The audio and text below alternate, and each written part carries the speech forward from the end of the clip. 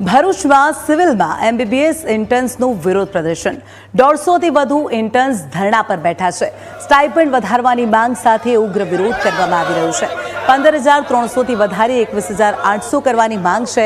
Emergency OPD અને વોર્ડની જવાબદારીને ધ્યાનમાં રાખી વધારો આપવાની માંગ કરવામાં આવી રહી છે। સિવિલ હોસ્પિટલ કેમ્પસમાં ઇન્ટર્ન્સે વિરોધ કર્યો। મેનેજમેન્ટે અગાઉ 500નો વધારો આપ્યો હોવાનો દાવો કર્યો તો વિદ્યાર્થીઓ સાથે ચર્ચા કરી ઉકેલ લાવવાની ખાતરી। સ્ટાઇપન્ડ મુદ્દે ઇન્ટર્ન્સ અને મેનેજમેન્ટ વચ્ચે તણાવ જોવા મળ્યો।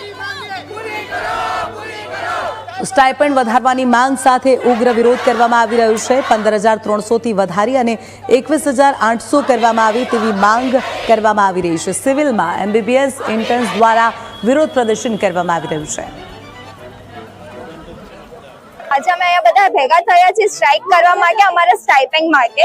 અમારું સ્ટાઇપેન્ડ 15,300 અમને આપવામાં આવ્યું છે। પહેલા વાત એમ હતી કે 18 આપશે, એના બદલે સીધું 15 આપી દીધું છે।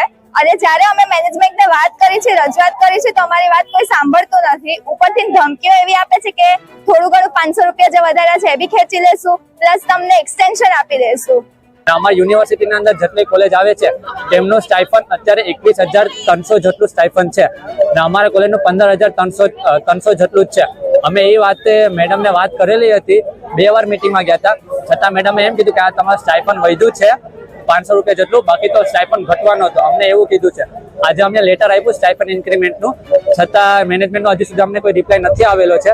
એના માટે અમે બધા સ્ટુડન્ટ 150 સ્ટુડન્ટ ઇન્ટર્ન બેચ અમે અત્યારે સ્ટ્રાઇક ઉપર આવ્યા છે।